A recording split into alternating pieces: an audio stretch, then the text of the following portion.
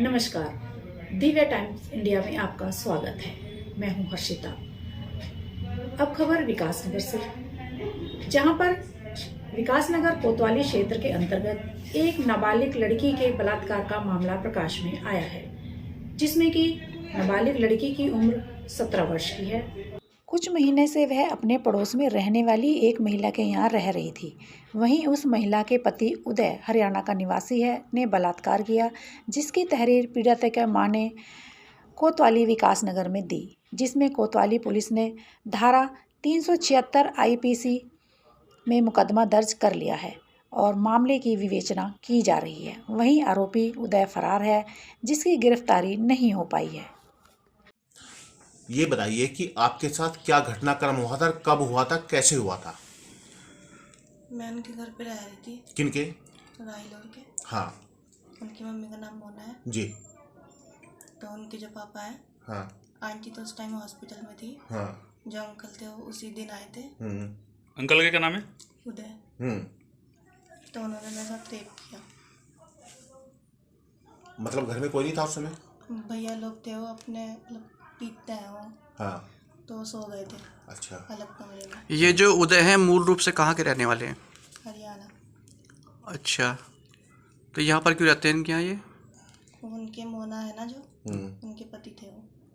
शादी हो रखी है उनकी? ये नहीं पता। क्या एड्रेस है इनका मोना का? अच्छा, तो पुलिस में तहरीर दिया आपने? जी। तहरीर में क्या लिखवा रखा है आपने?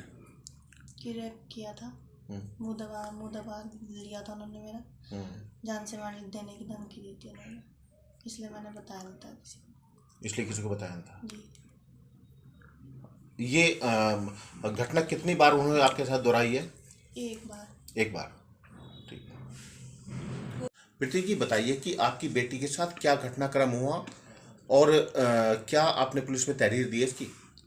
सर, ये आज से 6 महीने पहले की बात है जी। मेरी बड़ी बेटी नाबालिग थी। देखो वो बताऊंगी मैं जो सच है। जी बताइए। लड़के और उस लड़के का मतलब आपस में अफेयर चल रहा था। मैं यहाँ पे रहती थी, मैं ढगनानी रहती थी। तो उसके बाद जो है लड़की ने यहाँ पे हाथ काटा, तो मेरे को इसकी दादी बुलाती है। तो मैंने दादी ने बोला कि देख प्रीति ये इस तरह कर रही है। तो मैंने पुलिस 2 कांस्टेबल को बुलवाया पुलिस टारगेट पर चौकी में जाके। उन्होंने पुलिस वालों ने मुझे ही धमकाया और मेरी बेटी को और आश्वासन दिया कि तुम करो, कुछ नहीं, आजकल मॉडल ज़माना है। फिर मेरी बेटी उसके बाद उनके घर चली गई। उनके घर जाने के बाद मेरा वहाँ पे आना जाना कुछ नहीं था, थोड़ा बहुत ही मेरी फ़ोन पे हो जाती थी बात। वो भी जब मैं फ़ोन करती थी तो वो कहते थे कि अपनी मम्मी से हमारे सामने बात करेगी। अब ये सर मुझे बता नहीं पाए कि भाई मेरे साथ क्या हो रहा क्या नहीं हो रहा। तो जब क्या नाम बोलते हैं, पर 3 दिन पहले की बात है, तो ये मुझे फ़ोन करती है, किसी की यहाँ बेला नाम की लेडी है, उनके फ़ोन से फ़ोन करती है, मम्मी मुझे लेने आ जाओ, और मेरे को मार रखा। तो जब मैं यहाँ पे आई तो ये उन्हीं के घर बैठी हुई थी। मैंने इससे सारा कुछ पूछा, मैंने कहा क्या हुआ बेटा? इसने वहाँ पे कुछ नहीं बताया मुझे।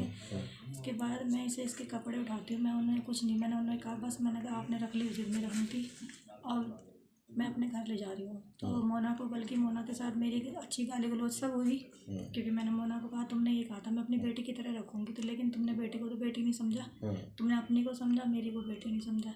इसलिए सर मैं इसे घर लेके गई, तो इसने मुझे घर पे जब बताया, जब मैं अकेले इसके पास थी, फिर मैंने इसे पूछा बेटा ऐसा क्यों है कि तो क्यों गुमसुम रहते, कोई बात बता। तब जाके इसने मुझे बताया। क्या क्या बताया था इसने? तब ये बताया था सर इसने मुझे, उदय अंकल ने मेरे साथ ऐसा करा मम्मी। तो फिर मैंने पूछा इसे, मैंने कहा कब हुआ था? फिर इसने कहा मम्मी जब आंटी हॉस्पिटल में, तब तारीख डेट तो सही से पता नहीं है। तो इसलिए उसके बाद फिर मैंने कहा राहिल के साथ भी, इसने कहा कि राहिल का भी मतलब मेरे से, राहिल भी मतलब जब उसका होता था वो करता था, मतलब जब, और भाई उदय ने भी मेरे साथ ऐसा करा। तो ये कौन, मोना कौन है और ये उदय कौन है जो इनके पास आता जाता रहता है? ये मोना का हस्बैंड है, वो तीसरा या चौथा मुझे नहीं पता, मोना का हस्बैंड है। अब मोना को जब मैंने कहती हूँ तो उसे बुला दे, ना मैं पुलिस थाना करूँ ना मैं कुछ करूँ, तो मोना मेरे को बोलती है ऐसा है, मेरा तो खाली उससे फेसबुक से उससे दोस्ती हुई थी। लेकिन मैंने सर इतना कुछ करने के बाद भी मैंने कल भी फ़ोन करा उसे, कल भी मैंने रात वो मेरे घर भी आई मेरे से वो करने के लिए कि प्रीति केस वापस ले ले। लेकिन सर मैं ऐसे नहीं कर सकती, क्योंकि उसने, मोना ने ही ये सारे काम करवाए, मेरा कहना तो ये है सर। ठीक है। 376 मुकदमा दर्ज हुआ है, तो क्या है प्रमाण? ये कल हमारे पास एक तहरीर आई थी कि एक नाबालिग लड़की है जो कि हरबटपुर में अपने दादी के पास में रहती थी।